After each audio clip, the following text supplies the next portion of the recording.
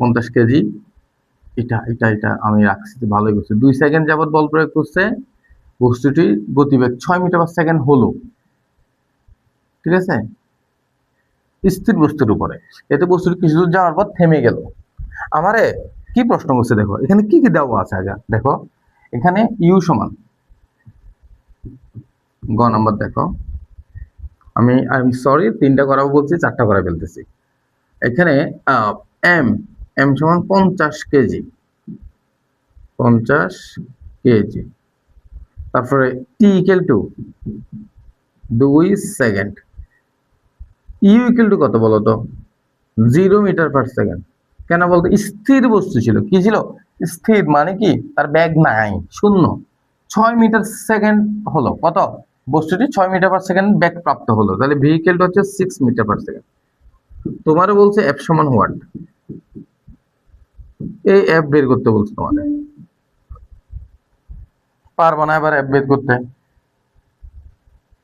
এই যে এই জিনিসগুলো তোমার দেওয়া আছে, কেমন? তোমার এখন এফ বের করতে বলছে, এফ বের করো। তো সুতরাং আমরা জানি কি, আমরা জানি এফ সমান,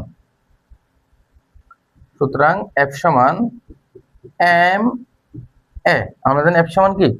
এম এ। এই যে এফ সমান এম এ লিখবো আমরা, তাহলে এর মান কি এখানে আছে? এর মান তো নাই বাবু। তাহলে এর মান যেহেতু নাই, তাহলে আমরা কি করব? এ কিন্তু বের করতে হবে না, তাহলে আমরা আগে এ বের করে নিব, অথবা এর সূত্র ডিরেক্টলি এখানে বসাই দিলেও হবে। তাহলে এ বের করতে পারবো না এখান থেকে আমরা, মনে করে এ নাই, আমার তো এফ সমান এম এ লাগবে, তাহলে এ তো নাই। এখানে এ সমান এ ইকুয়াল টু, আমরা জানি কি B minus U by T. সুতরাং এ সমান, এখানে লিখবো, সুতরাং এ সমান A equal B minus U by T. তাহলে বি কত? 6, ইউ কত? 0, টি কত? 2 সেকেন্ড না? হ্যাঁ 2 সেকেন্ড। তাহলে আসতেছে কত? 6 থেকে 0 গেলে 6, 6 কে 2 দিয়ে ভাগ করলে 3 metre per second square.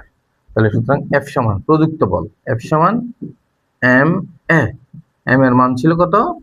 50 KG, এর মান ছিল 3, তাহলে 3 50 150 নিউটন হবে। আনসারটা কি হবে? অবশ্যই নিউটন হবে। দেখো আমার